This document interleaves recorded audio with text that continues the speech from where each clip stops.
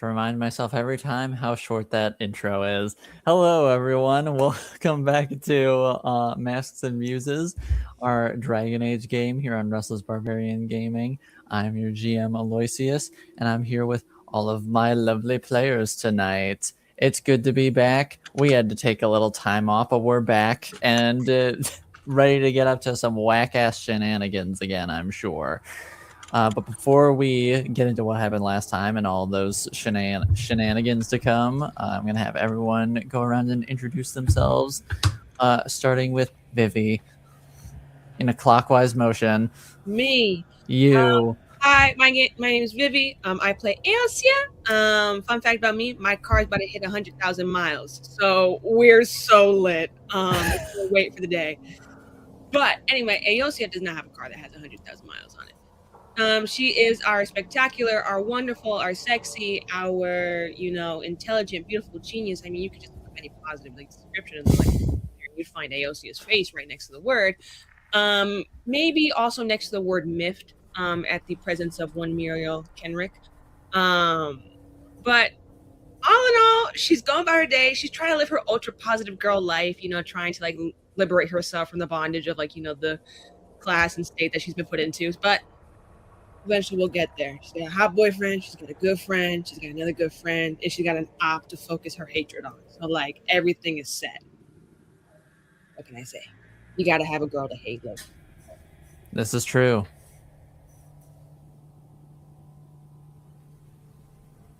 That's me. That is you.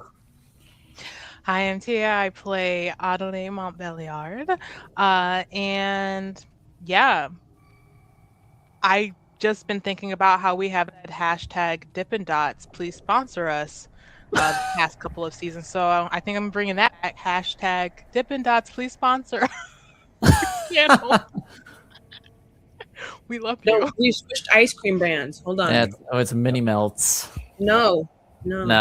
Again, more switching. Dippin' Dots is different than Mini Melts, I think. Yes, it is. Dippin' Dots still exists. I thought it does. Mini Melts was I think the one we were hoping for sponsorship. That was going for the longest time, though. But now we have switched it over to Van Leeuwen ice cream because I have been really upset at the one, lack of attention from Mini Melts, and two, prices of Mini Melts. So we're going to a better, with greater range, more flavor, and greater variety and options. Van Leeuwen's amazing ice cream. One of their best flavors is London Fog ice cream. They also have actual stores where you can buy amazing ice creams. I might get a sponsorship. Blueberry cheese. I know, this is a pitch right here. And that was our advertising for this episode.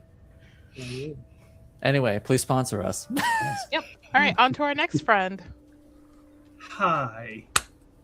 I play the lovely and very likable Miriel. I have had a wonderful reception from this group to her, and for which I am eternally grateful. And she just had an encounter. If you watched the episode, you know this. But for those who just didn't have time, or life got in the way, she just had an encounter with Aosia, the colorful and well, what can you say about her? Aosia sometimes goes beyond words. Yeah, that ended with Miriel pretty much walking out and telling her in front of her boyfriend that she absolutely belongs in the tower. so that was the way they parted, and as you can imagine, it wasn't on great terms. But after that, she was nearly killed with an arrow. With a message, such is her life, really. Sometimes when you're Chantry's sister, people were out to kill you. I can't imagine why. But basically, so she got a note from Margarine, otherwise known as Marjolaine, and Arcade. Yeah. And so basically, they're going to talk about churro dreams, I bet. So because I've been told that Muriel's dreams are going to be haunted now by a particular maid. So we'll see if that actually happens. But yeah. So yeah, that's where we pick up today, and I'm looking forward to playing her. And I'll pass it to our hidden mafia king here, hidden mafia short king. All right, Bukio. Well, first of all, there is no mafia. Yeah. Second of all, yes, I am playing Buccio Viari. He is a friend to all except to some, and a all-around good guy as we know it. So let's get on with the story then. Sounds good. Well, Diver did a pretty good job of wrapping up what happened last time, because it both a lot happened and not a lot happened last time, because the group minus Buccio, because he could not be bothered to deal with that sister from the Chantry anymore, met up at the White Spire to meet with Miriel and her entourage that she has accumulated since coming to the city. And negotiations and discussions could have gone better. I suppose they could have gone worse, but they certainly could have gone better. And left. Listen, Miriel tried. She was polite. She was forthcoming. Liar. She only had the best interests of everyone at heart. So That's two-faced bitch. she tried. She did. She made an effort. It's too bad that Aosia only, chose violence instead. But these things can't be helped. Lost sheep need to be found. All that. Yes. But it ultimately ended with her being escorted from the tower, leaving Aosia and Ade behind. Escorted from the tower by a Templar who just could not stop seething beneath his armor. He could not. He could not stop seething. Yeah. For some reason or another. Right. He just couldn't help it. But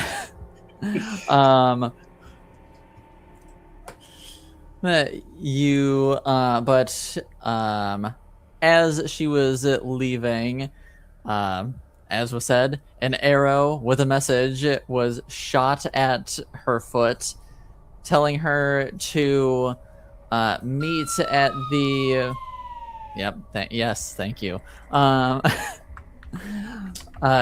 meet at the bar with no name, because she's been asking around about this Aiden Kincaide fellow. She has. Under official directive of the Chantry. Yeah. Yes, and apparently this place is a good start to actually get some information from some people. Absolutely, because everybody she's talked to so far has nothing to say about him. Yes. I mean, apart from things she already knows. Yes, and I believe that is where we will start out with Miriel. With Leonie and Carol in tow. Yes, with Leonie and Carol in tow. Yeah. Flanking her side by side, the trio of sisters. Yes, all walking in unison. Indeed. Walking through the streets of Valroyo like a bunch of mean girls. That's right. So, yes, making call them the sinister sisters. The sinister sisters, yes. So anyhow, they're heading to, I can't remember the name of the bar. Was it a nameless bar? It was the bar with no name. The bar with no name. That's what I thought. Yeah. I thought that. Yeah. I was like, I don't remember. Oh, right. It's the bar with no name. And so she is leading them to that. Although, obviously, I think, Carol and Leonie, of course, are going with her because, that's kind of part of their job. But also, they're going with her because sometimes Miriel takes them places that are very interesting. And they want to be part of that. Yeah. It is certainly more exciting getting out and about than being stuck in the Grand Cathedral all the time. Exactly. And they're devout Andrastians, but they still want to live a little, Absolutely. And gossip and live a little and see, pornographic plays and live a little, Yeah, absolutely. As you do. Yes, as one does. Yeah. And Miriel, Sister Miriel, is already to their sight, I'm sure, comes off as a very well-traveled sister. She has been in many ports. Comparatively, I would yeah. say yes, that is true. Yes. She lacks the heavy Orlesian accent, marking her as someone from out of town. But to hear her tell it, she has been all over the waking sea. So, anyways, to the bar with no name. Yes, to the bar with no name. Yeah. You'll never find a more. Shit! I forgot the rest of the line. Wretched hive of scum and villainy. Yes, exactly. Thank you. in all of Orlais or Mount Royaux at least, or both. It's this place right here, the worst there is. But it's a hop, skip, and a jaunt away, and the three of you make it to the bar with no name, and it's a real hole-in-the-wall kind of place. Best kind of places, really. I mean, if you're looking for good food, there's nothing quite like a hole-in-the-wall. Yeah. Yes, the perfect place for three Chantry sisters to be walking right into. Absolutely. There's someone, singing some kind of bawdy, lascivious song in the corner with a band, and there's all kinds of sinister-looking types, like Eel probably is hanging out there. Yeah. Honestly, not that Miriel knows what he looks like. Right? No, of course not. But he's probably in the corner too. Waiting to shoot first, as it were. Yes. Yes. There is a rather suave gentleman with slightly disheveled hair and sort of like a gleaming tooth upon his grin, hanging out towards the back corner of the bar as the sisters walk in. Evil Eel, as they call him. Yes. So she is obviously, because she doesn't know what Marjolaine looks like, because it's not as if there was a nice little doodle on the note or anything. She's just gonna hold up the arrow, as it were. Walking in with this arrow held up, and looking around like, did anybody lose this? Type of thing. And you will see that this suave figure from the corner raise up his hand at you. Oh, okay. It's not Marjolaine. No, that was one big assumption on your part. Yeah. Okay. All right. So not meeting with Marjolaine or having churro dreams, or maybe that'll still happen. And here we go.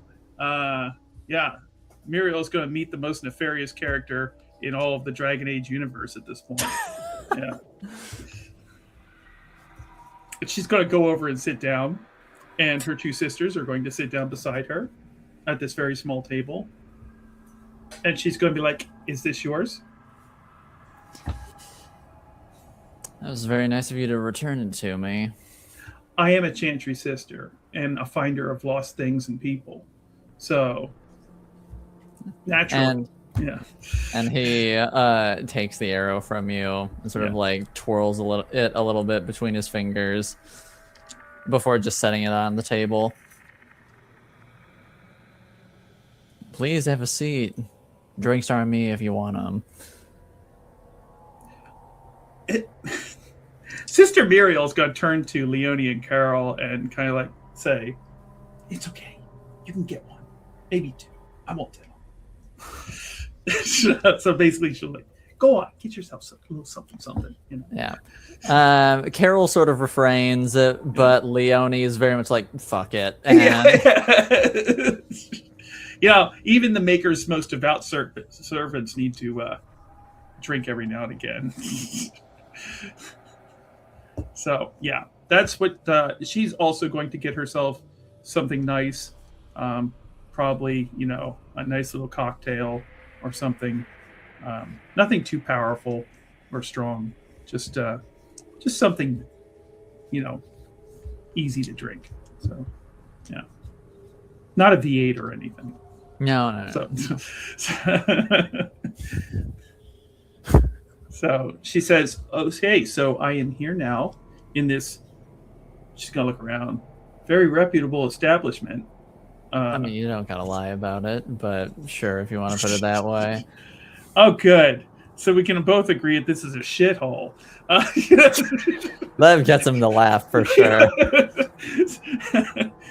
What have you got for me? And who the fuck are you?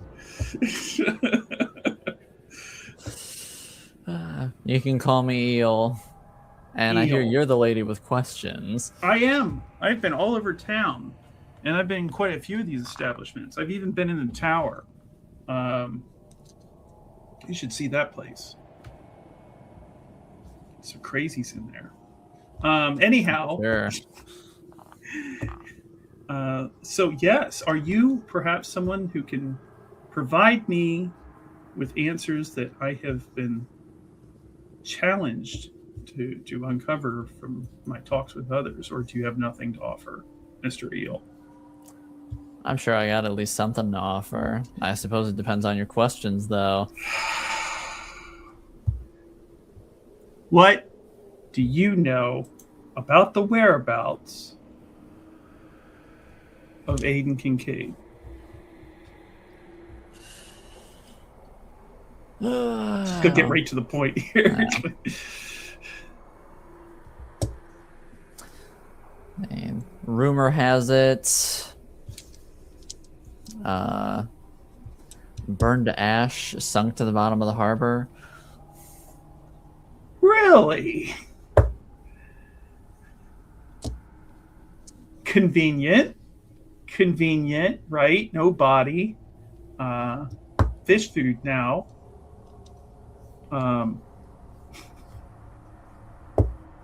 How did he end up there? And if one were to look for him for the sake of verifying his disappearance and subsequent death, where might one? Do you happen to know, since those are very specific details, Mr. Eel, about where one might find anything belonging to Aiden Kincaide? Where in the river one might dredge, for example? Well, like I said, the harbor at this point. The harbor. Oh my God. Well, I suppose that goes along with his reputation. They couldn't even give him a proper send-off, right? Well, Entry. at least they burned him. Yeah. And who was they? Don't know. You don't know. No. I can tell you who killed him, though. Well, by all means, don't hold back. I'm happy to take that information off your hands. There's a contract taken out on him from the House of Repose, and they sent someone to go and fulfill it. Well, that's specific information. Do you work with the House of Repose? We have dealings. Of course you do. And I'm sure that you know of others who also have dealings with them, as you put it. Of course. So, are you able to tell me, again, who killed Aiden Kincaide? You told me he has a contract. That really didn't answer the question, did it? Well, I'm not at liberty to discuss who put out the hits. Really? It's very interesting. It's only good business. Yes, indeed. She would like to see if he's fucking lying about that. All right.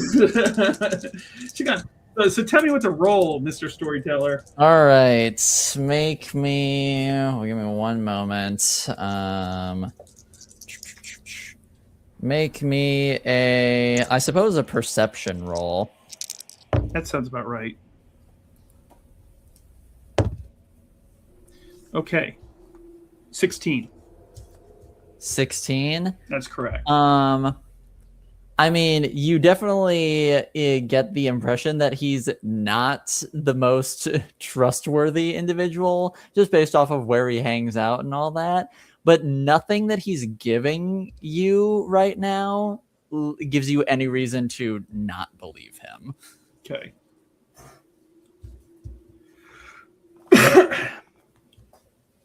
If I were to, well, let me put it this way. Do you have any proof of his death?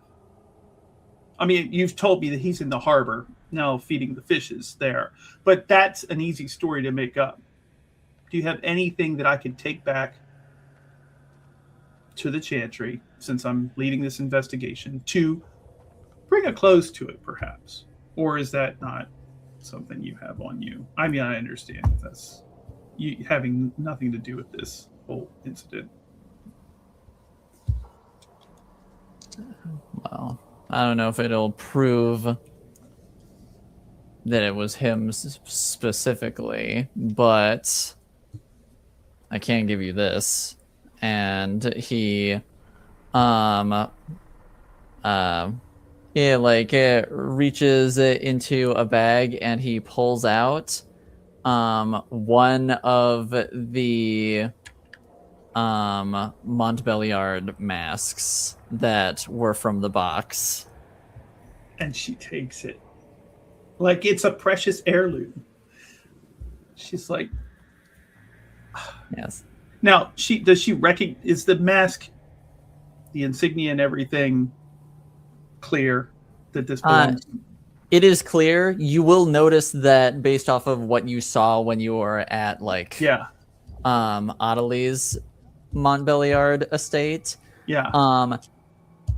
You can tell that it's the same family, but it's distinctly like a different branch. Okay. So same family, Yes. the crest is distinctly Montbeliard. And she says, this is very interesting. What the connection is here, I can't definitively say. Of course. I was about to ask you if you knew anything about why he would possess this. I know that mass parties here are a big deal. That's what I've heard. I'm new in town. And you were giving that impression by how brazenly you're walking around asking information from people. I hear they love a good scandal here. I wouldn't want to deny them that. Well, hearing about a good scandal is one thing. Being a part of a big scandal is a little uncouth as far as players of the game go. It surprises me to hear you say that. I figured you for someone who would be at the very heart of the scandal deal. I mean, nobody would know it. You seem like that sort of slippery type. Well, you can be part of a scandal, but so long as nobody knows about it, then there's no harm. Of course there's not. This is all one big, what do they call it? The Great Game? Yeah. But I know that he'd had dealings with some unsavory folks, not unlike myself, but... Could you be more specific? She'll hold up the mask. Are these the unsavory folks that he had dealings with?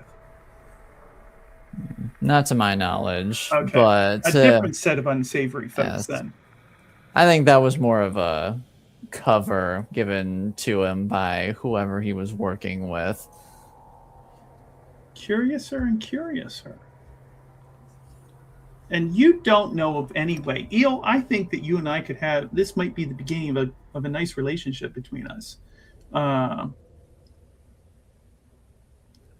Given your connections in the seedy underbelly of this fair city,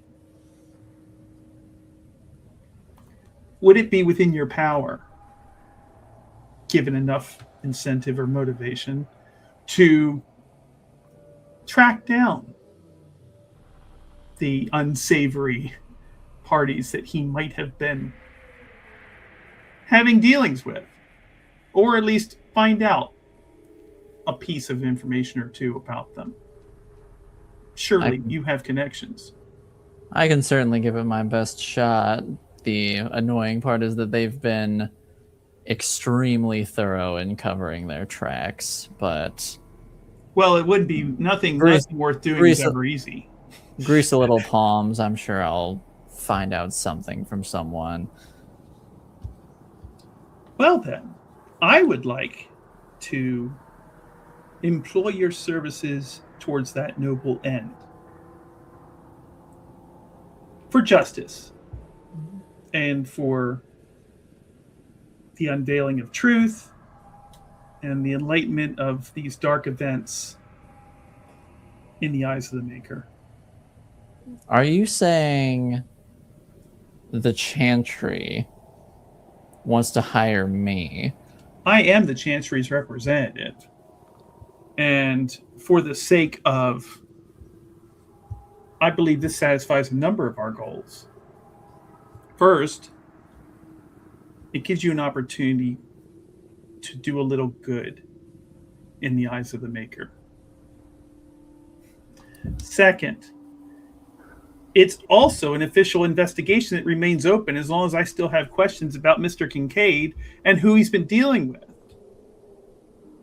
This is my only task at this point in the city, and I intend to see it done.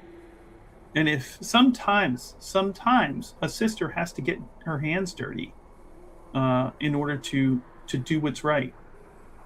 So, yes, I'd be willing to engage your services in order to shed light on the dark places of the world and uncover the remainder of this investigation and mystery.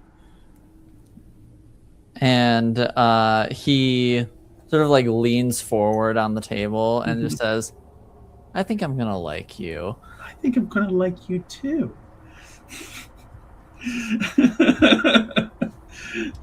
So she will say, deliver to me, and she'll pull out a small sack of coins, right? Half now. I'm sure you're familiar with this, right? Sets it down. Half upon deliverance of the information we've agreed upon. Contacts, names, if you can. Descriptions, if you can't. I want some lead that's useful, otherwise you don't get your other half. If I find out you've screwed me, Eel, okay, the Chantry has its ways of finding people like you and making them pay. And he takes the bag of coin without breaking eye contact with you. And he says, first off, I'm a professional, so I wouldn't worry too much about it. And then he'll sort of like stand up and say, second off, I'd like to see them fucking try. And then he leaves. I'm gonna like him. So, yeah. Oh, she says, she turns to Leonie. I think Carol went to get drunk, or maybe it was the other one. I don't know. I would say Leonie was the one who was like, yeah, I'll imbibe. Yeah. And maybe Carol stepped out, or maybe she's still there, and they're both like, oh my God, I can't believe you just said that. Yeah, I would say, yes. I would say Carol's definitely still it was just silent that whole time. She's like, sister, are you sure this is a wise course of action?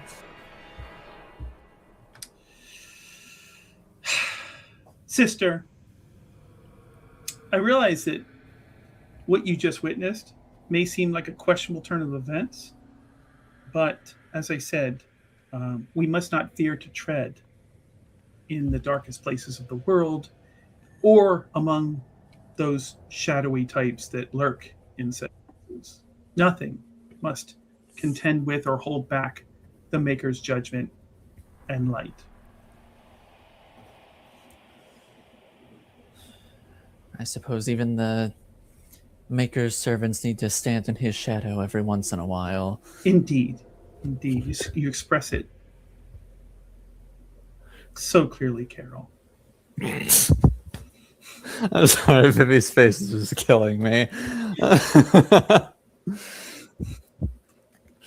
Are you sure you don't want anything to drink? They might have something decent here. I don't know what Leonie's having. This is good. She offers her cocktail to her. And she takes it as we transition out of the scene. Yeah. And we will head back on over to the White Spire where we left Aosia and Ade previously. And like I didn't just hear all that. Because I didn't. So is Ade still here with me? And unless she had decided to leave, then yes, she would still be there along with. Wait, how about that? There we go. Along with Cyril, who's also still in the room. I feel like Ade's just kind of like, oh, so, she's not the most personable person. We should have Perhaps. Alexi. Yeah. But it did go better than I thought it would. It went better than I thought it would. It could have been worse. You could have turned her insides out. Yes. You could have. You could have blown your fucking brains. Mind. No, I think it's been such a long time since I've met someone so intensely and immediately displeasing. Usually some people have a redeeming quality or two, maybe nice teeth or maybe they have a nice way of speaking. I struggle to think of anything.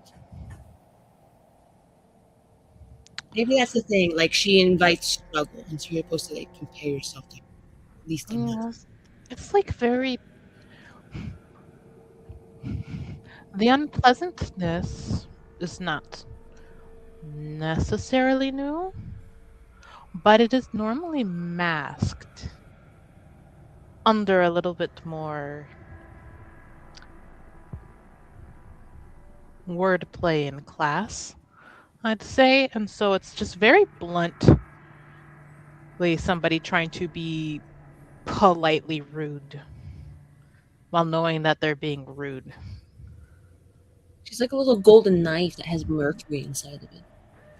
Yeah. Oh, look at me, I'm so shiny. The maker shines at my fucking ass. Oh my god, then dress this light lights up my fucking face. Blah blah blah blah. I know what you are. I belong here, head ass. Die in a ditch. Trip down the stairs immediately. I hope she gets 6 ingrown toenails.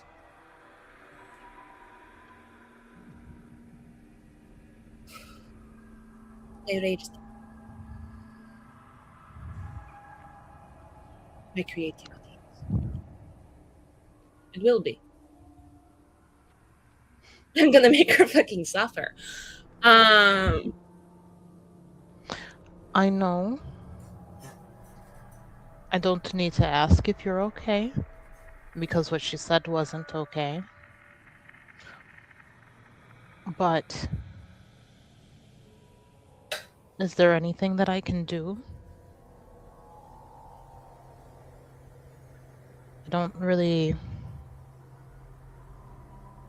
to offer a hug. You might not want that, but Immediately gloms you. and Addie's just kind of okay, she wanted a hug. So she will hug you back and just kind of it's a little awkward at first. You can girl's not used to really hugging many people outside of the very few people in her life, but she just kind of starts patting your back soothingly.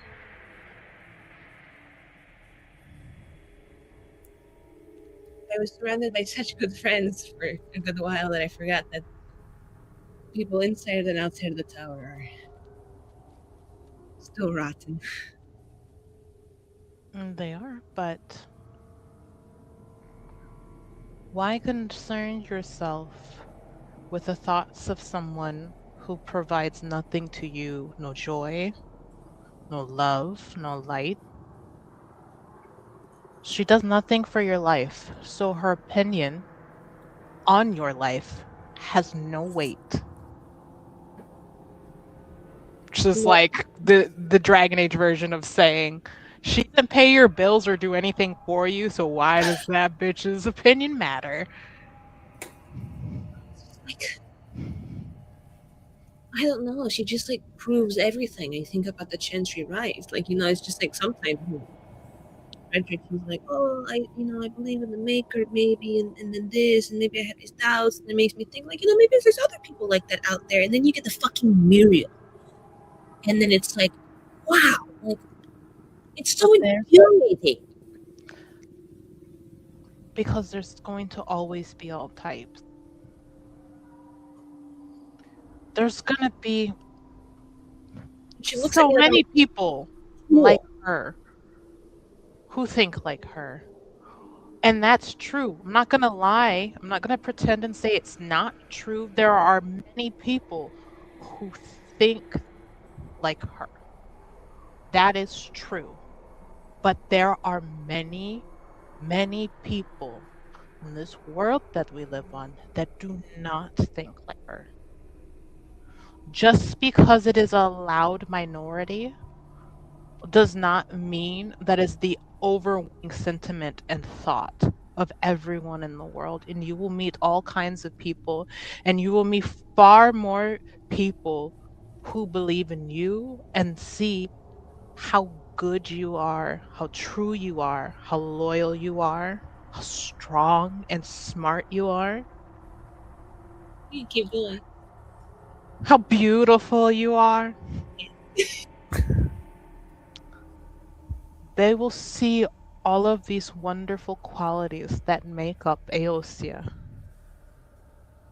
And it will far outweigh any drivel and stupidity that comes out of the mouth of someone spiteful and hateful like that. And it'll be hard to remember that. But when you meet someone who says some shit that makes you mad like that, if you need to hold yourself back from doing something that could cause you harm, you just remember me saying this to you. And you remember me giving you a hug and telling you that I believe in you. You are magic. Not just the power at your fingertips, Aosia. You are transformatively a wonderful person. And I mean that. Thank you, Ade. You're like my own Julius Cricket. I don't know who that is, sweetheart. Well, he's like our little. It's just like, I love that. I don't know who that is. He's a really good cricket. He's a really good cricket. Like, I don't know who that is, or if I should. He's from a childhood story where, like, when you start thinking about maybe doing like not great things, like lying, or stuff like that, like Julius Cricket's on your shoulder and he says, "Hello, maybe you should remember. You should do good things." As your friend Julius Cricket says, and you say, "No, Julius Cricket, I'm going to do what I want." And then Julius Cricket, in the end, he's right. And you're like, "Wow, Julius Cricket, thank you so much for your valuable advice and rules." So you're like Julius Cricket. Because then you'll just appear on my shoulder when I'm like, I need to hold myself back from like yanking this bitch by the hair. Mm-hmm. Because you and I think we will protect each other as best we can. Just the hood. That was not AOC, that was me. He said, yeah. Yes. But I'm still gonna send her bad dreams. Like, Oh, you should. yeah. I Like, think that's you should send her a dream of Nugs farting on her head. well, I was thinking, well, she talks a lot about the tower and everything about the tower, and like I would really just love for her to live a day in my shoes. Mm. So she's Yeah, gonna or a major initiate. Yes. and she'll really get to, understand in a sort of rapid, disorienting way, what it's like to belong It's like in the taking a perfectly good priest and giving them anxiety. oh yes. Mm-hmm. I'll make her think that she went to sermon without clothes on. I love that. And sort of like You as should you're have shown talking her about, the revered mother telling her that she's disappointed in her. No, I'll make Andraste say it to her. Like she'll think she's fine dream and it'll be like you're just like Should be like Andraste's disappointed in you, and so am I. and sort of as you're discussing this, the door opens up and Frederick walks in and just says, "Please tell me you're plotting her downfall." So we were just talking about giving her anxiety, inducing severe anxiety in her, because I think she could maybe fare better with a little bit more of that. Her mouth runs a bit too freely. yes. Look, she wants to catch a fade, I'll give her fade. I'll give her all the power of the fade. I will show her that Eosia is not a force to be reckoned with. I'm unstoppable, and she is not untouchable. It's going to be really good. Oh, that was a little bit of an evil laugh. Sorry, I just got really excited. I have really good ideas. Like I wasn't able to give her laxatives or like slip anything into her food. So like I'm really just focusing all of it onto the dream right now. And she's gonna like pat Frederick's shoulder and she's like, I saw it. I would fuck you right now if you weren't. Okay. He blushes immediately. I'm right here. I know. Okay. Would if like you Are you want me to leave? I can go. I would hate to. It's shift and it's middle of the day, and this just makes it better next time because he thinks of me all day. I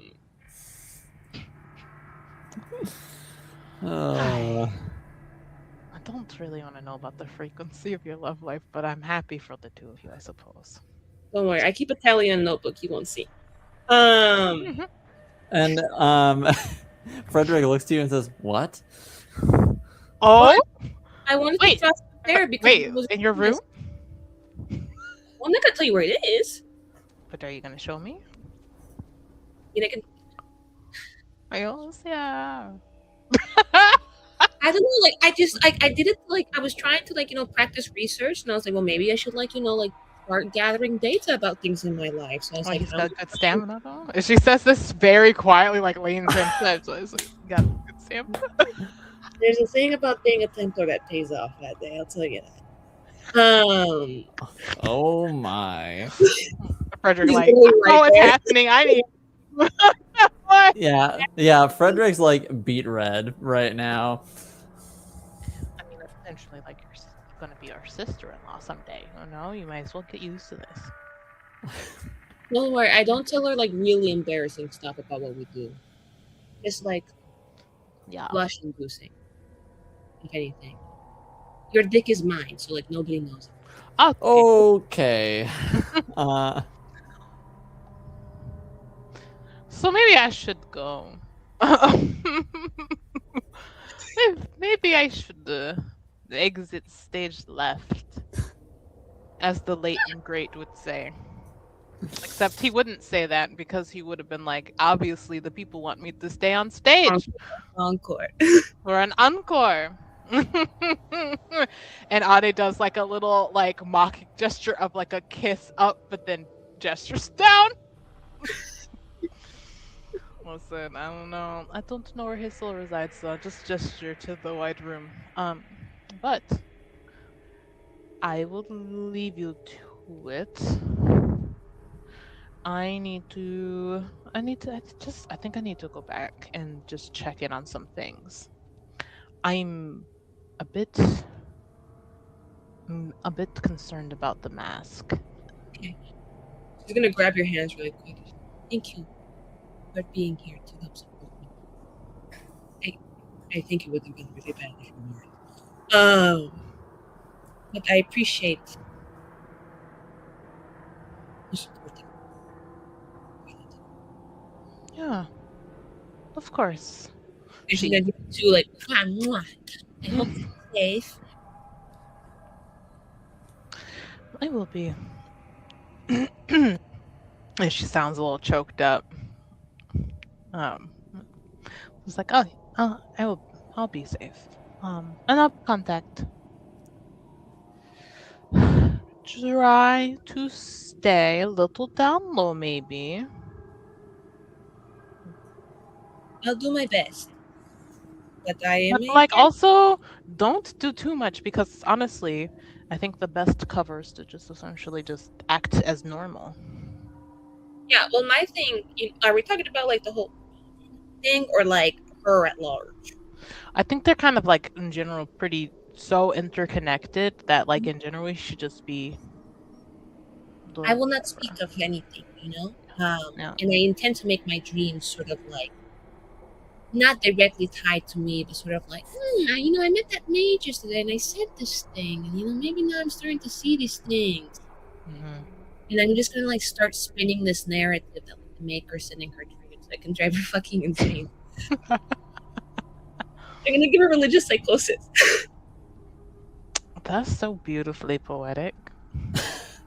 Yeah, you love the maker so much, you can have him, honey. My maker. Well, on that note, I'll allow you to take care of the plotting that's happening. She looks up at Frederick. Uh-huh.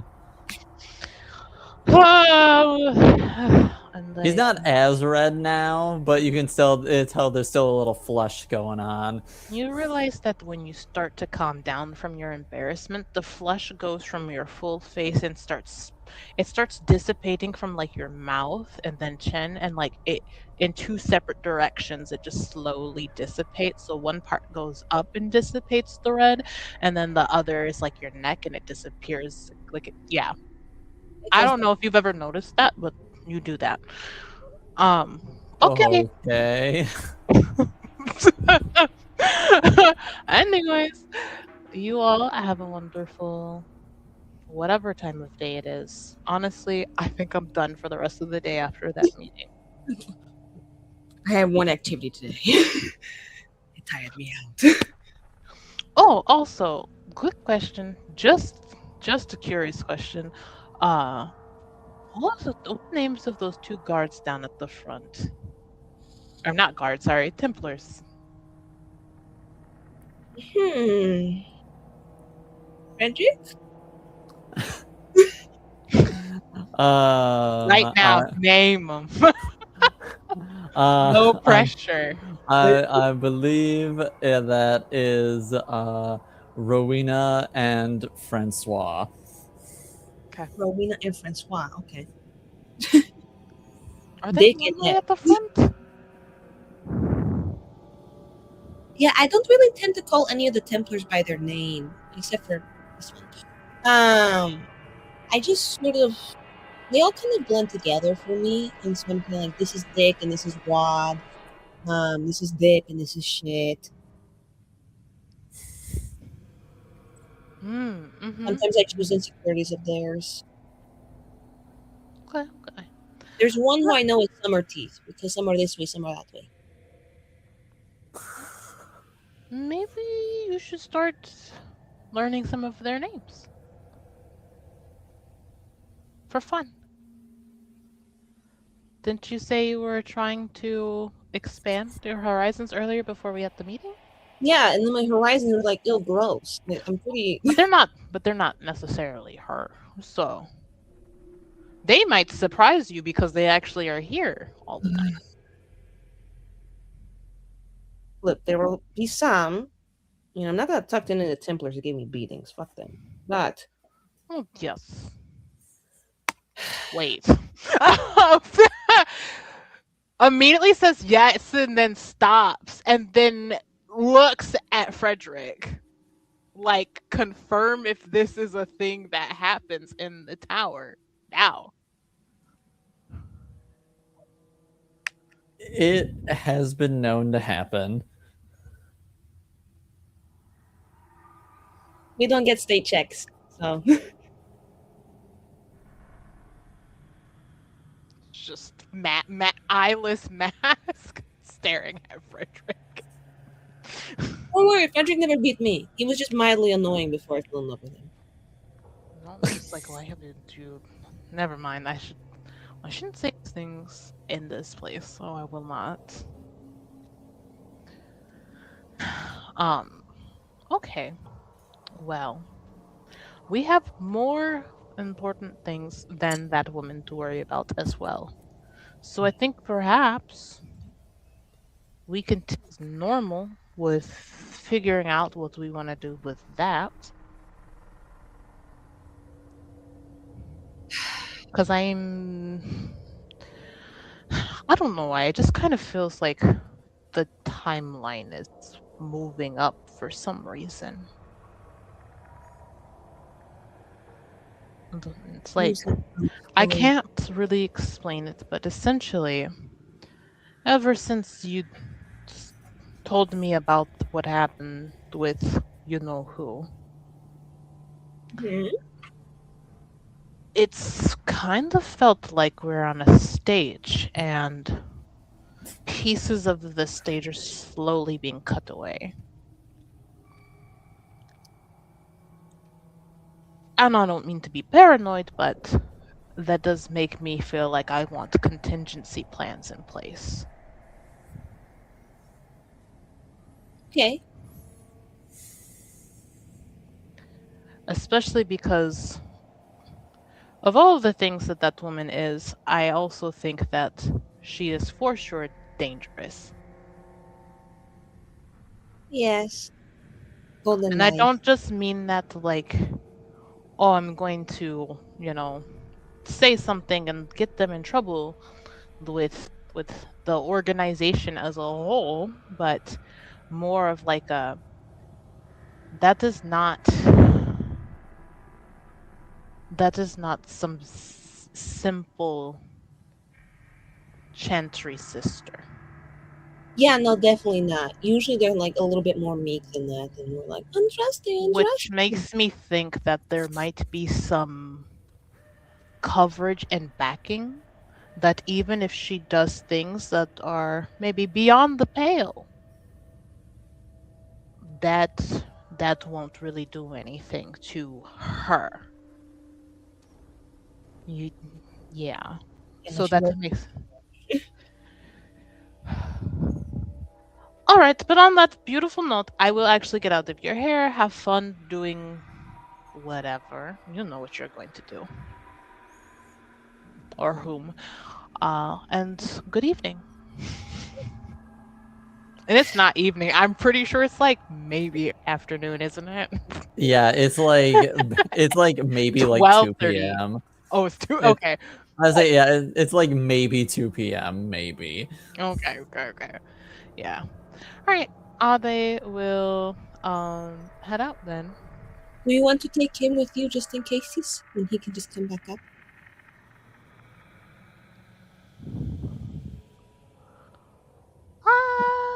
I mean, I think it'll be okay. Okay. I think it'll be okay. Okay. If she acts natural, she'll be fine. I'm simply going to be like, okay, have a wonderful day, Francois, Rowena. Be on my way. All right. I'll see you soon. I'll send you a pigeon if anything.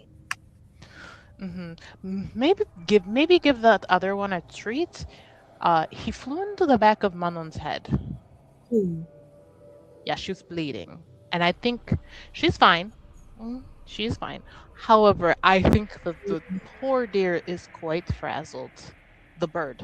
Well, that might be my fault. See, there's another pigeon that looks just like it, and like he's fine.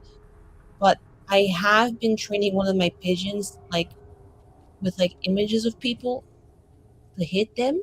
Not Manon. I did not use an image of Manon, but like if you put a dot on an image, he'll track it and hit it with his beak. It's been kind of fun. Like I put other people I don't like.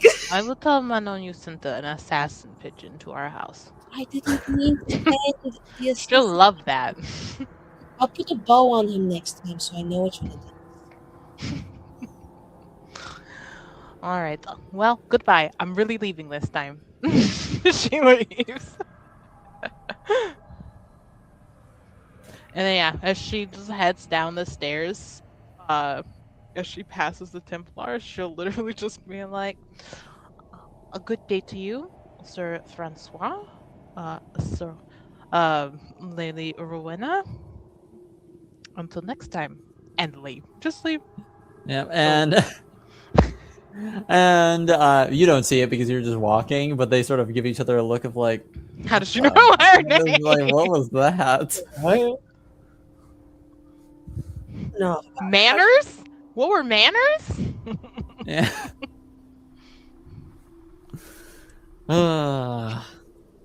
Yeah. Okay. You- And I'm about Yes. to load up a dream. I'm about to load up a dream. All right, load up a dream. All right. I'm gonna cast dream load up. Sounds good. Dream. Taking 7 of my mana. I love how we're jumping right into this at 2:30 in the afternoon. Yeah, she's like, I gotta have it prepped. I gotta have it prepped for what it needs to go off without a hitch. Well, first, actually, I've got 2 dreams I want to send. Oh, okay. Not 1, but 2. Can you send 2? I guess you can, as long as you have the mana to do it. I want to send a dream to Lord the Crow. Oh, okay. Augustine Vargas. Yes, Mr. Vargas. I want to send a dream to Mr. Vargas. Okay. And it's just what really- dream are you sending him? Don't worry, guys. It's totally PG. In the dream, I'm pretty much, I'm sitting like in a nice little garden. I don't know. Like imagine like a nice little place. Like, you know, me in a nice cute gown, doing the whole thing. Sitting like a fountain with my feet in it. And I'm like, hello, Sir Vargas, or Lord Vargas, Mr. Vargas, whichever. In sending you this dream in lieu of a letter because it's so much quicker and I have magic stuff. I was wondering if you could do me a quick favor. I still haven't escaped yet. I'll let you know when that's incoming. So that you can be prepared to lend us assistance like you said you would. But I was wondering if you knew anything about a person called Miriel Kenrick. She's recently come to Orlais. She's part of the Chancery. I suspect that like maybe she's like a bard or something. Like there's something suspicious about her because like she is not just like a woman of the church. Like this bitch is fucking evil. And she needs to be destroyed. Whether it's like physically, mentally, psychologically, I don't know. I hope that you can understand like what it's like to be like someone's got to go, right? I love that. Mentally or psychologically, one or the other. And I was wondering if you could potentially assist me in like, I don't know, getting dirt on her, getting even with her. I don't want her dead because that's like way too easy and like suspicious for me. But if you know anybody who might know something about Miriel, just send a letter to my tower. You can't send a dream in response because you don't have magic. So, but I hope your daughter's okay. I hope she's having a great time studying. I hope your lady wife is also okay. Wonderful woman. Really great fashion sense too. God, she was great. And I hope you are well and in good health and that the work is going well. Send me a letter. and then I'll cut the dream. Okay. Then we're gonna waste another 7 mana points. Now, people might say, Viv, is this smart? No, but it is vengeance. It is vengeance. Now this one goes out to a special person. This goes out to someone who might even be here with us today. This is a dream sent by the Lord himself, aka the Maker, aka me, because I'm Maker. But in this dream, I'm gonna have the voice almost of like this beautiful light, almost like when you close your eyes and you see the sunlight behind it. And it's just this sort of resounding warmth in the voice of the Maker. And it's like Miriel. Miriel can make.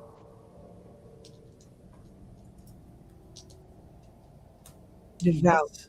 Yes, Maker. Those who speak in my name must understand the power of such things. And you're just going to hear your voice go back. You really belong in here.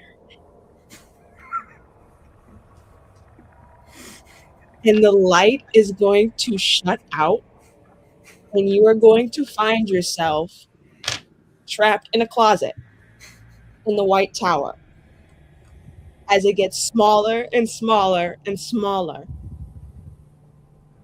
until the door bursts open and there's this beautiful light that goes really cold and dim and reveals a Templar who drags you out and says, have you learned your lesson? Have you learned your lesson? And I'm basically just gonna make her run through some of the worst childhood traumatic shit Aosia had to experience in the White Spire. The guards beating on her, or these horrible lessons, flashes of what the fucking what's it called? The lobotomy. The Rite of Tranquility. Yes. The Rite of Tranquility. The lobotomy. The little flashes of that, just the magic lobotomy, echoes and screams, and just very inherent. I want all the sense. She's in a genjutsu, right? I want all her senses to just. This is infinite Tsukuyomi. Exactly, right? Exactly. Infinite, and so it's just a resounding, building discomfort. I would say it's already there. There's a crescendo of discomfort. Yeah. Yeah. Don't ever speak of my name, bitch. I will make you dread it. But so it's gonna continue to that, and basically it's gonna end probably with that kind of that horror movie body slam back into darkness, where it feels like someone's been grabbed by a hook. And she's just gonna find herself kneeling with a Templar's blade on her. And as it goes down, the dream cuts. Well, I don't know if this is but when you dream, that's the dream you gonna have. Yeah. I'm emailing this to you at a certain time tonight. It's scheduled to be sent. Yeah, I would say, Miriel's in for a time when she goes to sleep. Right? Yeah. She's going to say a few verses when she wakes up for sure. Yes. Well, before we get to that, we got one other person to check in with. You aren't allowed to be silent every single episode. Buccio, what the fuck are you up to? Well, Buccio is having a rather busy day. First, he's getting up from wherever he was sleeping, assuming some sort of alley. Dusts himself Would not off, be out of the question for him. And he's going shopping. He's going to buy some new clothes. Spend a little bit of time just buying some rather regular clothes, nothing too extravagant.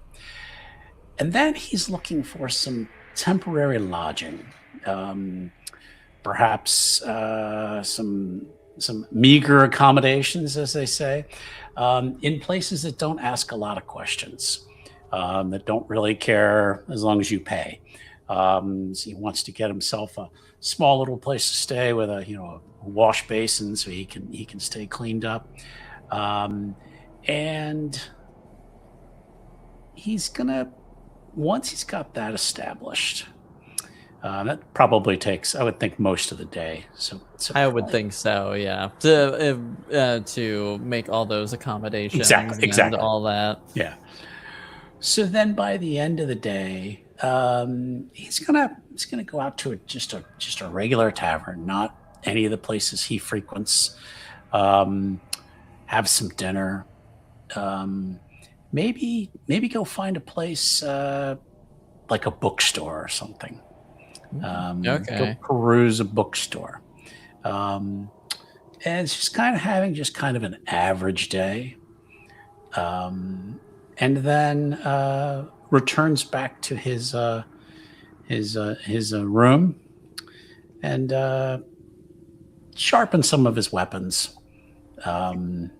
If he has enough space, kind of get that muscle memory back of how to fight, and then just kind of lie low for the day. Because the next thing he's going to be doing is going out and looking for some work. He has some contacts within the city. But what he's probably really looking for is legitimate work. Oh. Manual labor. He's not really highly trained for anything, but he wants a place that he can just get out and work and earn a little coin and be able to just kind of listen to people. If he can, like I said, if he can get some work through one of his contacts in one of the legitimate businesses, he'll do that. But yeah, he's just kind of laying low and just making some plans. So, all right, sounds good. Then, in that case, for the time being, Ade, you were going back to the estate. Sure was. All right, what business you got going on? Honestly, I think it was just like I need to get out of here. It was just a Weirdly this was too much for me. I need to leave. First of all, I have really bad anxiety, and these motherfuckers know that, so I need to de-stress now for the rest of the afternoon. Ada's just gonna kind of like go collect herself at home for a bit. I think she's also gonna kind of like try and see if she's able to. There's two things. I think she wants to see if she can check in on her grandmother, and also see if her uncle has. It's been a couple hours. I mean, she left kind of earlier in the day, so just see if he any updates on the mask that she gave him, because he was frazzled. As frazzled, at least frazzled for him. He was pretty, yeah. Like you've definitely seen, like especially when you first came back from Ravane, you had seen him in a pretty haggard state, but yeah, he was definitely frazzled. You definitely know the man to be able to keep his composure over a lot of things. Because you have to. But as of late, there's just been a lot thrown his way that he was just not entirely prepared to deal with. So yeah, I'm gonna go do that. Probably check in with him first so that I can be right mindset for that before going to check on Grandma. Understood. Yeah. You go into like head towards his office, and do you knock or do you just like let yourself in? I knock first because he could be meeting with someone else. You knock. You wait maybe like 10, 15 seconds and don't hear a response. Okay, then I will begin and just say, Duke, it's me. I mean, this far in, it's normally not that much of a problem, but just in case he is meeting with somebody or whatever. Yeah. Yeah. You sort of like peek on in, and the office is empty. Okay. Like full on empty, not like laying down on a couch or anything like that. No, he just appears to not be present in his office. Okay. And Is that pretty normal for like this time of day for him? I mean, yes, I know he probably no. has shit he gotta do. Yeah. Yes and no. Like, it's definitely not out of the question for him to be in his office, like taking care of various paperwork and correspondences and things like that. But every once in a while he has to like deal directly with people. So it's not abnormal for him to not be present this time of day. Okay, then what I will do is I will try and seek out either his like primary, like essentially like butler, like attendant, or the like actual house butler to see like, did he leave the estate to go take care of something. But I will look for who like his attendant, the person who is with them, taking care of like, okay, for this to this person, make sure this correspondent gets out here.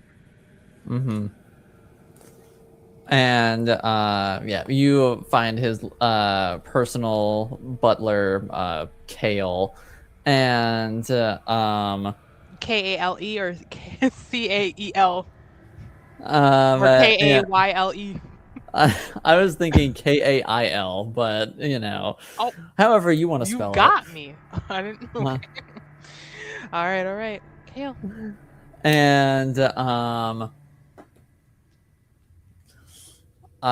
he says, yes, I have to find the accent, but the Duke stepped out to go meet with Comtesse Solange, I believe, is what he said, of your sister branch of the house, to ask her a few things.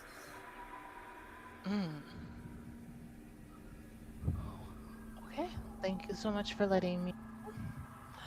Then I will just wait for him to return.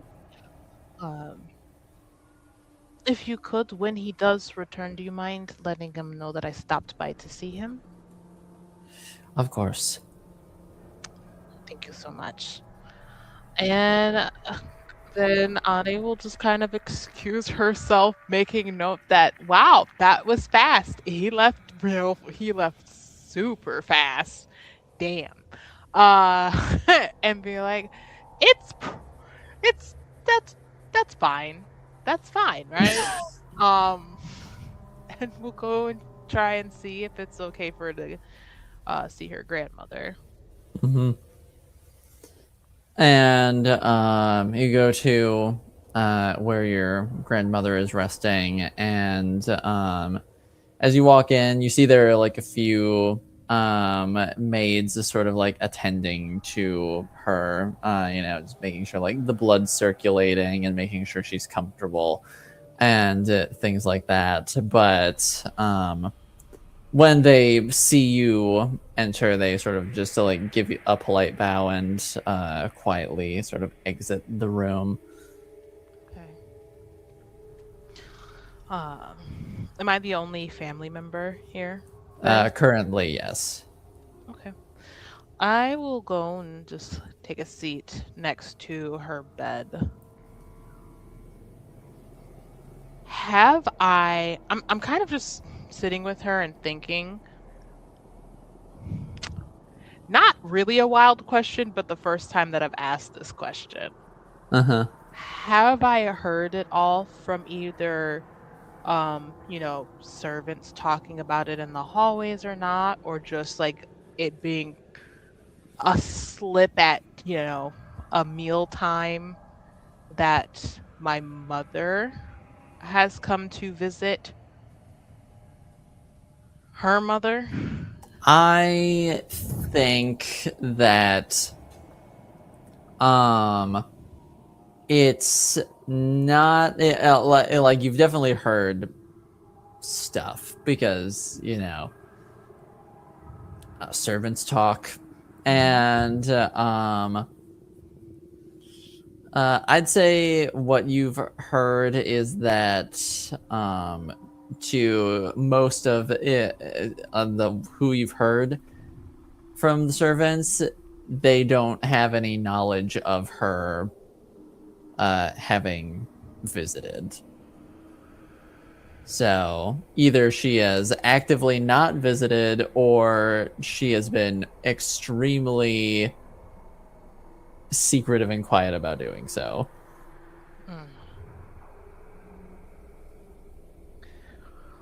Because all Ade kind of, I mean, they don't interact. And her mother is like just kind of in just a separate area of the estate. Yeah. So it's not like she has many reasons to hear about her, but I do think that she just tries to like listen for anything about her while respecting the fact that her grandparents and her uncle have told her it is best to not interact with her. And it's just been that way for years. But I think that sits a little sour in her gut that like if anyone, it's hard to get anything over on servants. Like, come on. Uh-huh. Like, come on. So if they're not talking about it, essentially Ade is thinking like, has she seriously just not come and visited her own mother who is going to die? Does she not like, is there a reason like why she isn't? Or does she maybe not understand? I doubt that they've kept this information from her, but from what I remember, like she was going through a lot mentally the last time I saw her, but that was so long ago. Like I don't.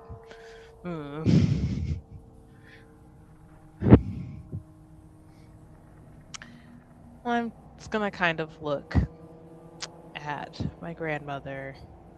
Has she woken up much at all?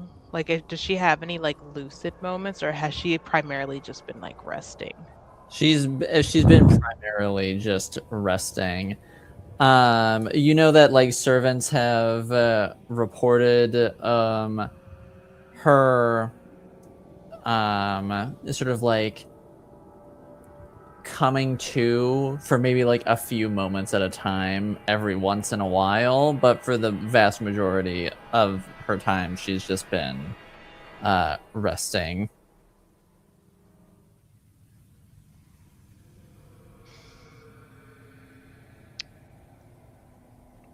I think I could grasp her hands and just kind of take one hand and smooth some hair out of her face. Say, I know you're probably in pain right now, and I only wish I could take all of that from you.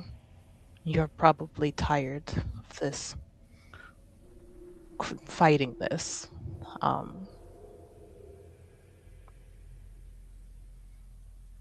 But I can't help but wonder if you're holding on because you're waiting for someone.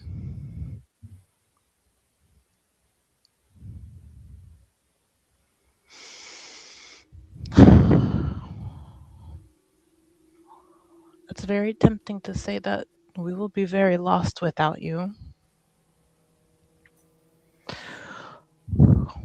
But you've raised us all very well to be capable people who will take care of this house and do you proud.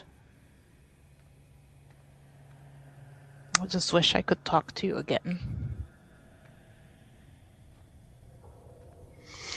But even if I can't do that,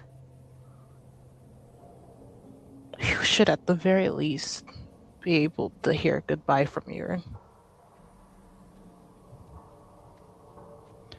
Mom.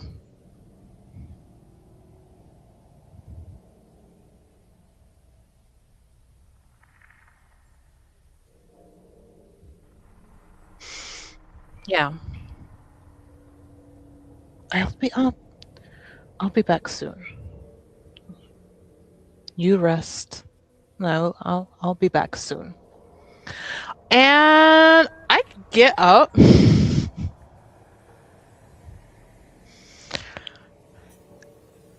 I think I'm gonna go. I'm just kind of spitballing because we haven't ever really talked about the layout of this estate. Mm-hmm. Essentially, what I'm thinking is that probably like there is a house within, like a smaller estate within Valroyo, smaller quotation marks, within Valroyo, but probably like actually an estate with like managed lands outside of, because Valroyo is just a city. Yeah, a very large city, but a city all the same. Right, yeah. And I'm like, I know that typically they need to like manage some amount of land and holdings and collecting taxes for the crown and blah blah blah. Yes. So in this estate, I kind of am just imagining like there's like the main house, and then I think like maybe like an attached like east and like west wing. And I think if maybe Ada stays primarily like to the central and east wing, most likely she knows that her mother is kept like in the west wing whenever she is in the city. And Makes perfect probably sense somewhere to else me. if she's sent somewhere, if she's like, oh, she's back out in the countryside Mm-hmm. resetting her humors or some shit. Yeah. But Whatever the fuck she does. I am going to find Manon first, because I am very aware that if I try and go to the West Wing, Mm-hmm. it will not only be that I will be turned away because I've been told not to go there, but also that it will be reported to my uncle. And so I'm going to find Manon. I'm going to go to her room, knock on the door and see if she's there, and say, I need your help going through the walls because I'm going to go see my mother. And yeah, you find her in her room, and you find her sort of like playing with this very large, intricate dollhouse that every rich little girl owns. Is she having and fun, or does she look bored, or is she like having like a court scene going on with these dolls, and like you are in contempt of the crown? Like, is it very much that one. That's what I thought. Yeah, very much that is going on. And as you like open up her door, she like almost like freezes, and then just like instinctually like drops one of the dolls. Yes. It's just like, that one's guilty of treason. And she sort of smiles and like looks down and is like, I know, and then kicks it across the room. I love her so much. Um, well, So, closes what the can I door behind do? her. Manon, You're up to something. I need your help. I knew it. What? You know how I'm not supposed to go to the West Wing. Yeah, I mean, I'm not supposed to go there either, but yeah. Right. Well, you know how it's because we have family in the West Wing that was not doing too well. My mother is in the West Wing. And I want to see her. And I know I'm not supposed to go over there. And I know if I just walk up and try and go over there, not only will I probably be stopped, they will also tell your dad. But if we go through your little walkways within the walls, I think it should be fine. How do you know about those? Because I know you, and also I was a child that grew up here as well. Okay, you have me there. I didn't just come out at this age. That'd be wild. I'm not stupid. I didn't say you were. I was just making sure you understood. Walls? Okay. You know you want to. Yeah. Oh, well, yes. But okay. Let me think real quick. And she starts pacing. And you, yeah, sort of, she starts like muttering to herself, and you see her like almost like doing the calculations in her head as to being like, no, we can't go I there. know No. she has this entire estate fucking mapped out in Yeah. her mind. I know she does. And she says, we need to go to the dining room. That was so quick. And honestly, even though I was a child that grew up here and did find some stuff, I'm quite impressed with how much you've uncovered. And it's a little bit concerning, but I think it'll serve you well, so it doesn't really matter. What else am I going to do? Play with other children your age? What other children do you see coming around to this estate? Well, that's because your dad is, he's, he's just very protective. And also, some of those kids are brats. Some of those families are brats.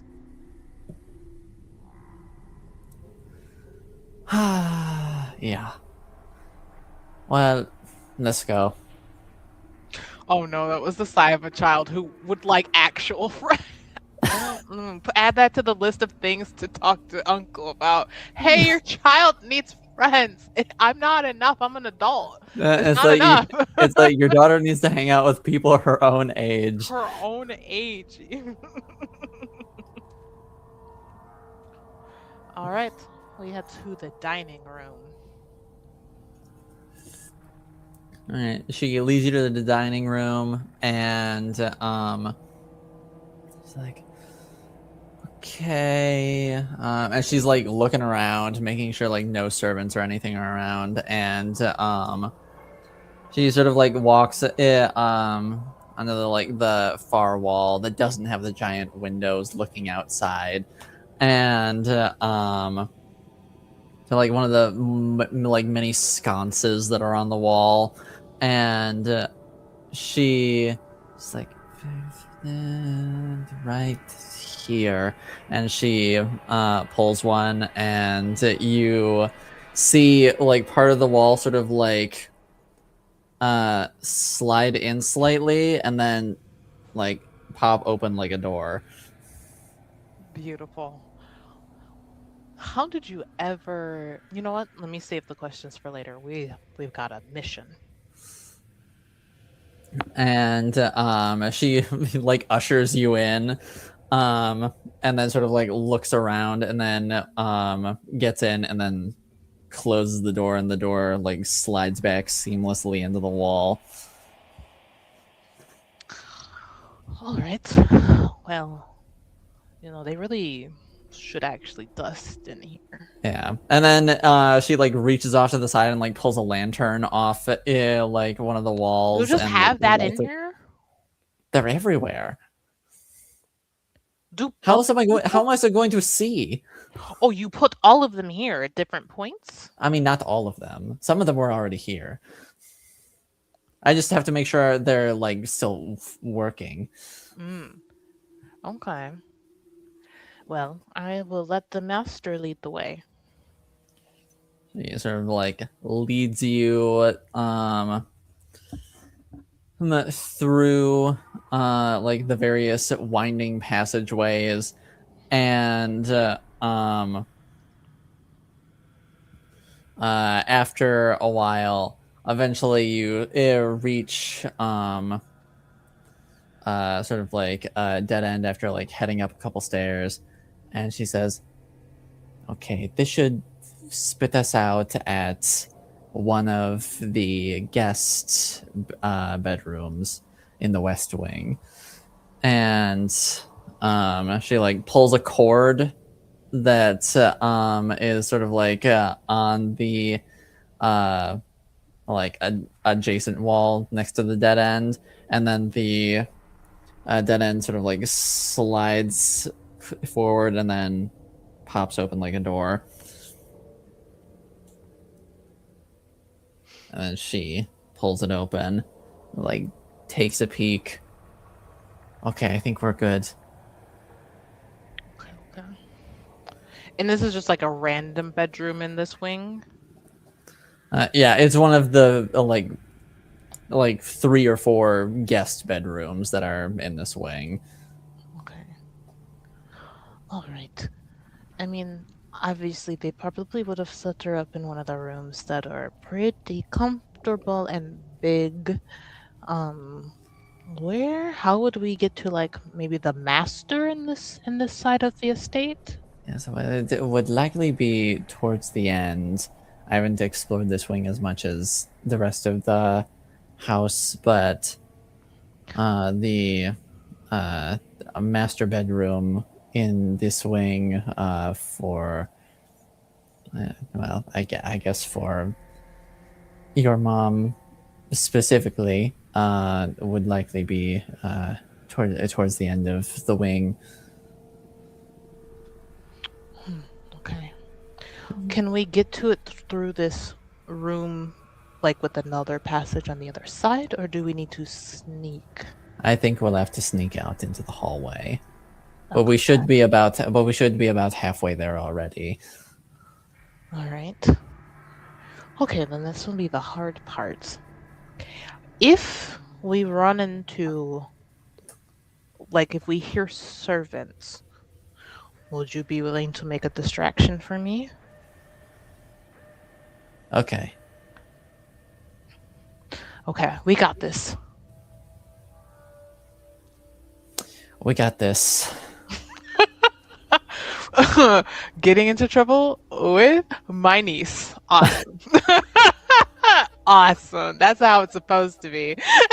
All right. I'm gonna try and then I guess stealth out of this room, kind of like hugging to the corners to wait and see if I hear anything. All right. Give me a dexterity check. Oh God. And I'll do one for Manon also. Yeah. One of these dice is getting over ambitious. You said dexterity, so I'll get the most to that. And then we got the 3d6.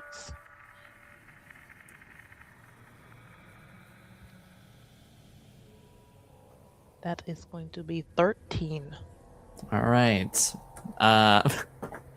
Pretty on par with. Oh yes, 11 plus 2 is 13. Okay, I can do math. Yes, I would say pretty on par with Manon. Okay. I mean, it's not as bad as it could be. That's true.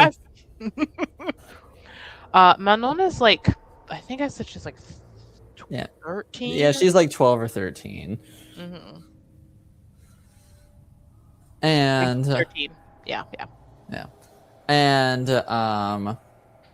sort of like she pokes her head out into the hallway, and basically immediately retracts it, and she's like, and Okay, we'll duck into like another room, real quick. you like hear a couple footsteps just like walk by in the hallway and then disappear further down.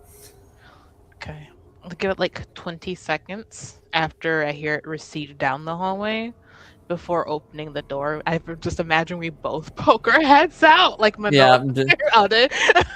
yeah. I would say you both poke your heads out through like the wardrobe of clothes that are hanging. All right. I think we're good. Let's go. Okay. All right, and we'll just quietly get out of the room and go back to the dana. Yeah. Yeah. You're sneaking through in an episode of Scooby-Doo. Yes. And Sure yeah. wish I had a 13-foot high sandwich with me. And you make your way down to the door at the end of the corridor, and she says, I think this should be it. Okay. I hesitate. And I'm like, Manon. Yeah. I'm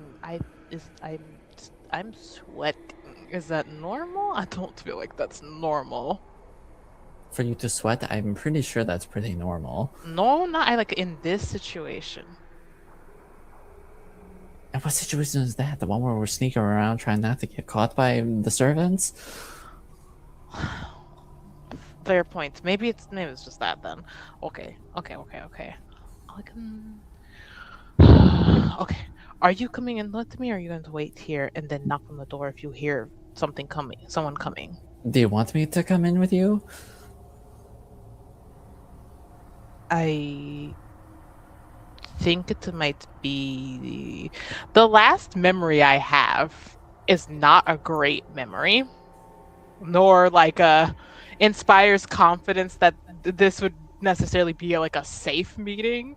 Mm-hmm. So I think I kind of am looking at Manon, who already got beamed in the back of the head by a bird, and I'm like, while I would appreciate the support, I think it would be better if you stayed out here for your own safety. All right, I'll keep a lookout then. Appreciate it. You're the best. And then I just knock twice, but I let myself into the room. Yeah. So you knock twice, and you just walk into the room, and you just hear a woman's voice just say, I told you I don't need anything else. You can leave me. My stomach just dropped. Wow.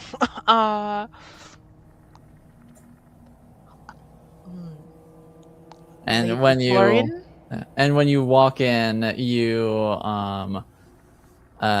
see you don't see like all of her. You just see like the sort of like tuft of her like curly graying hair, as she's sort of like sitting in a chair facing away from you, and it looks like she has sort of like a glass of some like vintage red in her hand.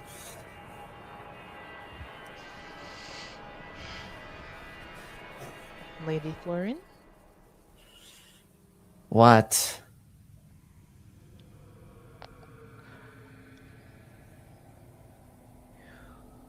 We haven't spoken in a long time. But I would like to request an audience with you.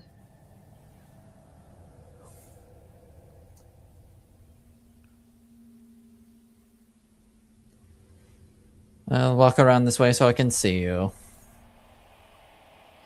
All right. Are they? And she Are they still and you wearing can, a mask? yeah, and you see that she sort of like goes to take a sip of her wine.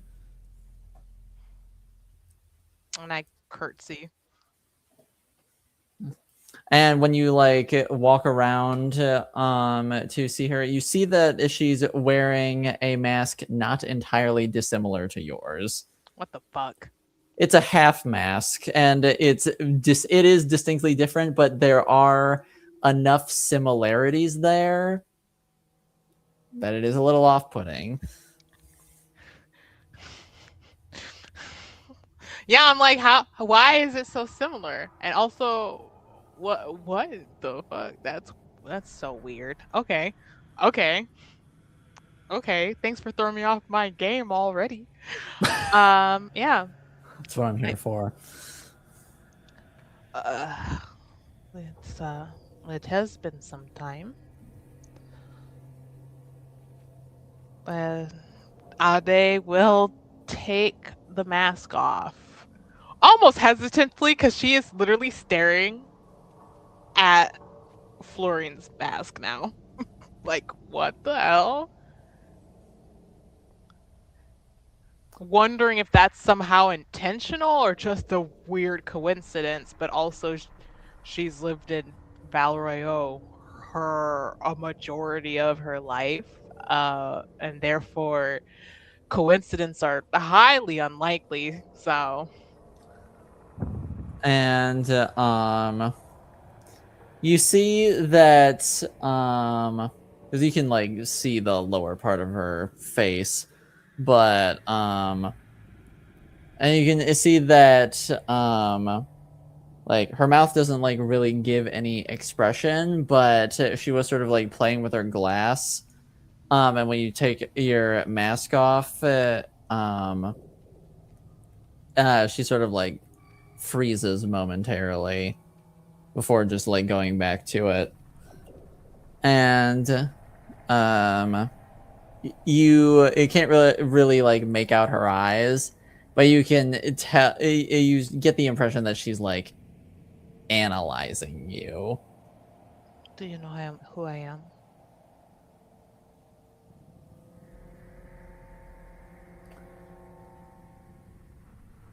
Or do you need I think I have another a memory? I think I have a pretty good notion. Why come see me after all this time?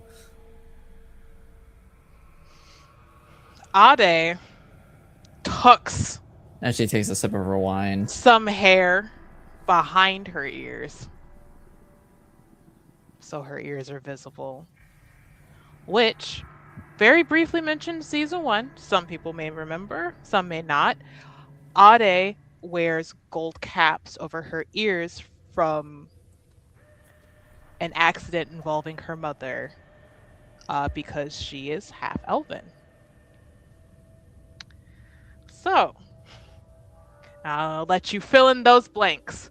But she wears these gold caps over her damaged ears. Anyways, Ade hasn't seen this woman in about almost 20 years. So she's looking at Florine and says, well, considering the way that we last parted, I was told it would be best to stay in one part of the estate, so as not to cause any undue harm to you or myself.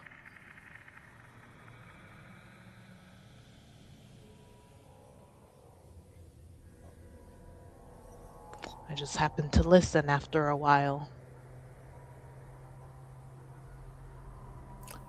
I see. Well, we can't go damaging the family's reputation now, can we?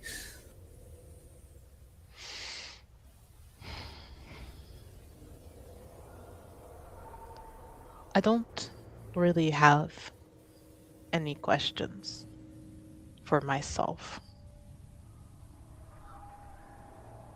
in terms of our history, brief though it has been.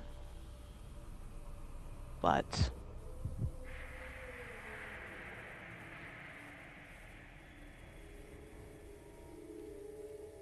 I found myself wondering that it's quite odd I have not heard anything about the only daughter of the family, other than Manon, going to visit the late Duchess. Ah, you mean the daughter that everyone shuns and wants to pretend like she doesn't exist after a mental mishap some time ago?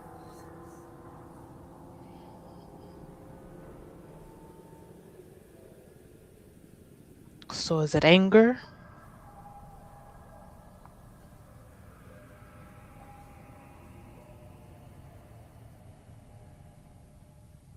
Maybe it's just apathy.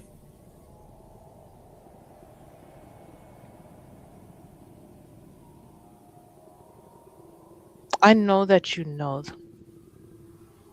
that grandmother loves you very much.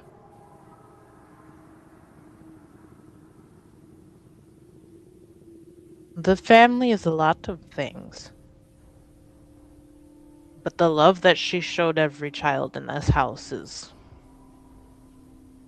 that wasn't a farce.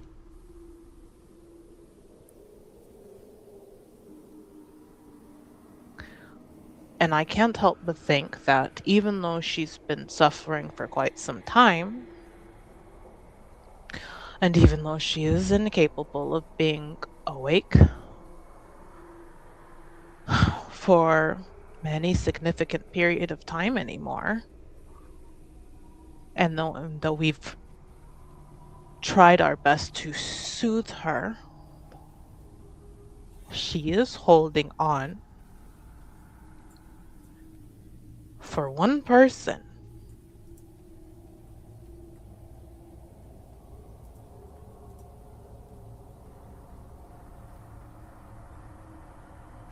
And I know that you have reasons to be angry with this family. I'm not saying you do not.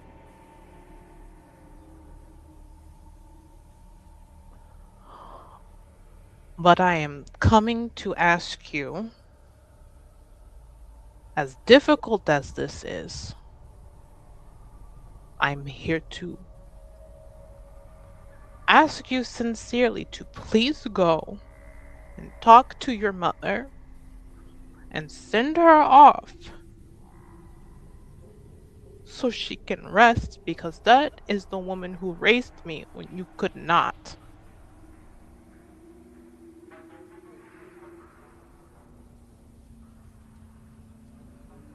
Make And me it a hurts me to communications see her roll. suffer, waiting for you to never show up. You said communication? Yep, make me a communications roll. Alright.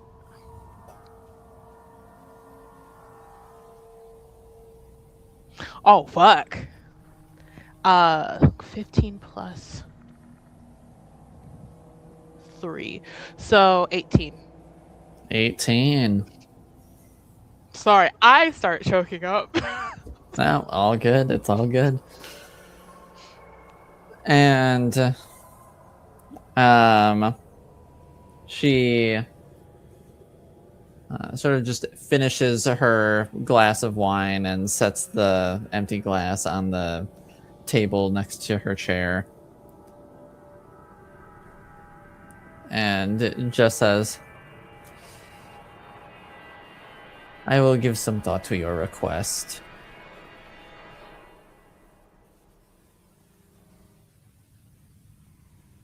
I can tell at least you are speaking of from a place of sincerity.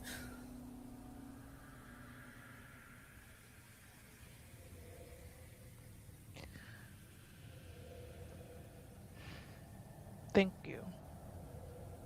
And Ade just kind of looks off to the side and puts the mask back in place. Yeah. And you notice that for this whole conversation, she did not take her mask off.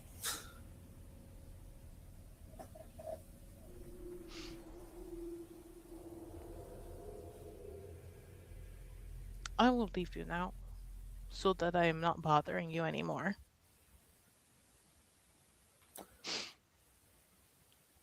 And sort of like as you're wrapping up, you just hear a bunch of tiny knocks just in rapid succession at the door. Oh shit. I open the door. Does Manon look like she's trying to come in and hide, or like we gotta go? We have time to get out. Yeah, she's like, we gotta go. We gotta get out of here. We gotta go. Look, they're coming. Okay. I will. Fucking Florine just hears us whispering in quick succession at the door. Yeah. And I like try and hurry out of the room. I feel like I probably accidentally catch my dress skirt in the door and a part of it rips. In my franticness as we like Scooby-Doo haul ass down the hallway. Yeah, and Manon's practically like pushing you, just like go. Yeah, Ade's like trying to dignified like walk pretty quickly to a light run to a full out sprint away.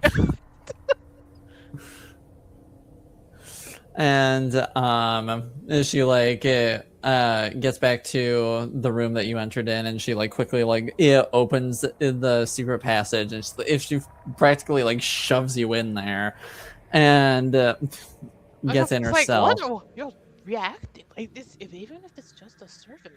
I mean, it would be bad, but it wouldn't be that bad. No one can know. Is it uncle no or one something? Can know. No one. And no one can know. Yeah, and you see that she's like the most serious she's ever been in her whole life. She's like, no one can know. And she like lights the lantern and starts walking. This is because you would then lose access to your tunnels. They don't know. They can't stop me. And she keeps walking. This child is probably the scariest child in all of Valreal, honestly.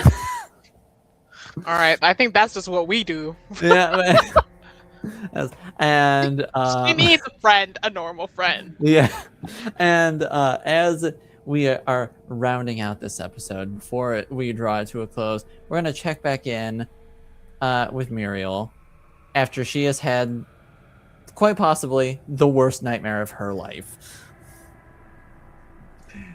Okay. All right. So I would imagine before she went to sleep, we'll get to that in a second. Yes. Okay. By all means. Before she went to sleep, she is going to go back and reach out to, or at least see the Reverend Mother. I can't remember. I thought I wrote her name down, but I don't have it here. Oh, shit. Now you're making me look through my notes. Sorry. I thought I wrote her name down. I wrote down the other sisters' names, but I don't have the Reverend Mother's name here. Oh. Sorry. No, you're good. Jezebel. I don't think that's true. I do not think that's it. No, I'm pretty sure that's the Reverend Mother in the dream. I am Reverend Mother Jezebel. Well, we'll go with it for the time being.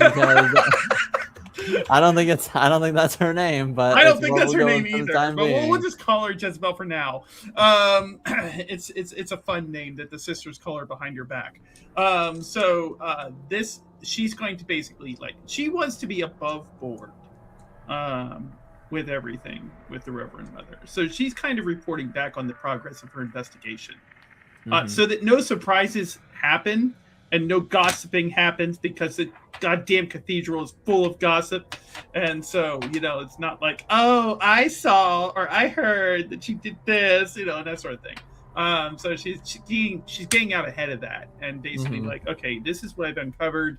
I've followed up on the Montbeliard girl, and also the girl in the tower, and also Eel, a suspicious and slimy character found in the tavern with no name.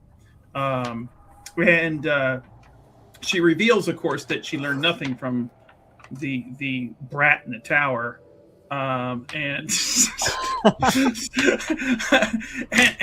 but that Adelaide is rather at least cordial and nice, for an Orlesian, and then of course Eel is had certain information to offer her that involved, and she's going to hold up the mask with the Montbelliard insignia, or just the whole thing with it that identifies it as such.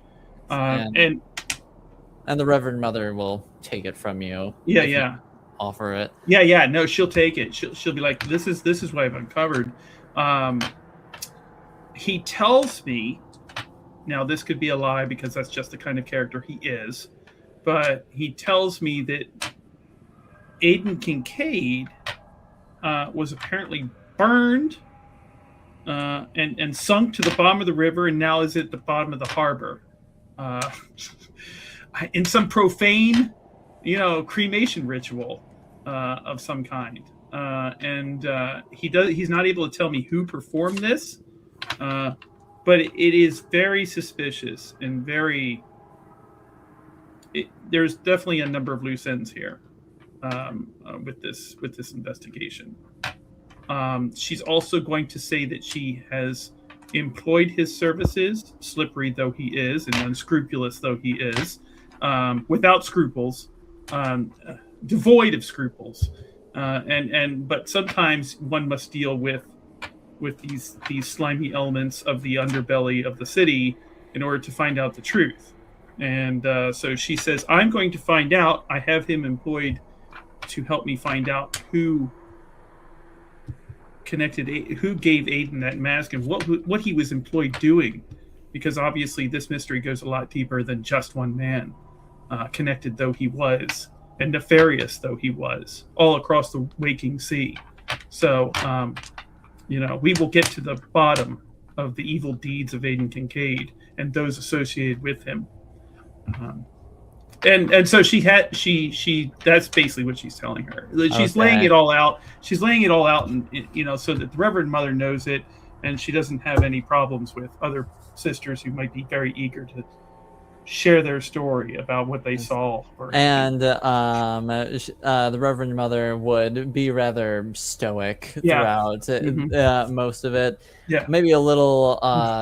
I find the whole thing a little disquieting. But, it is disquieting. That's exactly the term I would apply to it. And but she would also remind Miriel to steel herself and to not let baseless speculation run rampant in her mind. Of course. And she says, I will take your advice to heart. It is exactly what I needed to hear, as always, Reverend Mother. You help keep me on the true path and in the light of the Maker. His light be upon you. Yes. And so she's having done that. She will.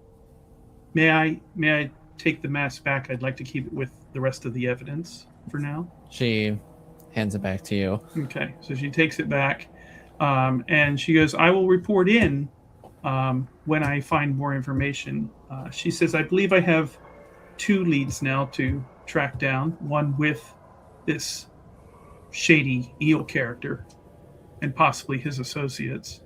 And also, I believe a return visit to House Montbelliard is in order.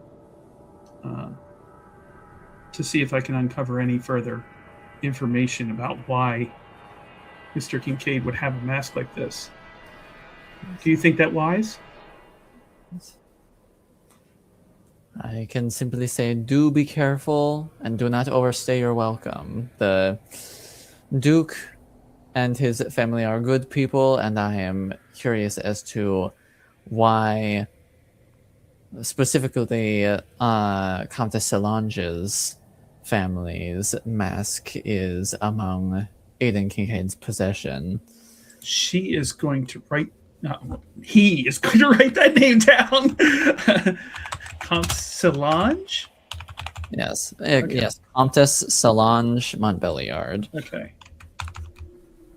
All right. I am so glad that she gave me that name. Okay. And of course, Miriel can't hide her expression when Reverend Mother says that. She's like, yes, I shall make every effort to be right and proper with House Montbelliard and the Duke and his associates. I understand that they have good relations with the Chantry, with the Cathedral, and I wouldn't want to do anything to harm that. By your leave, Reverend Mother. She gives you a nod. And so there she goes. She's going to leave and dismiss herself, and then she's going to go to sleep and have the worst dream of her life. and afterwards, she's going to wake up, and she is the first thing out of her mouth. As she wakes up, she's like screaming, may not even be morning yet. It's like the middle of the night. It's like 3:30 a.m. Yeah, I was like, it's definitely still the dead of night. Yeah. She's like, sweat and everything else is just on her, and she's like, she's shaking back and forth, and she's like, the first of the Maker's children watched across the veil, grew jealous of a light that they could not feel, could not touch, in blackest envy were the demons born. And so she's because she doesn't believe this is the Maker at all, and she believes that she is being assailed by demonic forces. Very obviously, when one pursues the truth into the darkest corners, one is assailed by demonic forces, and so she must steel herself. That's right.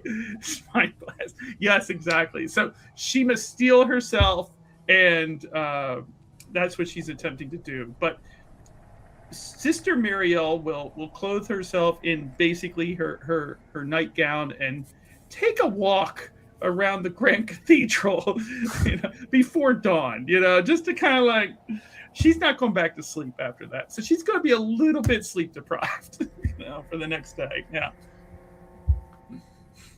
All right. Sounds good. Well, then in that case, that is where we will stop tonight. No, I don't mind the 7 mana points. It's going to cost me per session to do that. Miriel being like, I'm being accosted. Actually, she is right. But come on, bro. Yeah. It's like, well, there is truth to her claim, actually. Right. But That's the first place to go to. Maker. I said that shit, me personally, I'm being assailed. Demonic forces are moving against me. That is the most Karen response I would have that you could have in this setting. I feel like I am under fucking attack. Right. Thank you. That was a lot of fun. Yeah. Thank you. We love you all. We love you all. Yes. And we will be back next Friday night. And with a new moat around the Montbelliard estate. Yes. Yeah. Brand new moat. Crocodiles. Restraining order. All righty. Well, thanks everybody. We'll see you all next week then. Good night. Good night.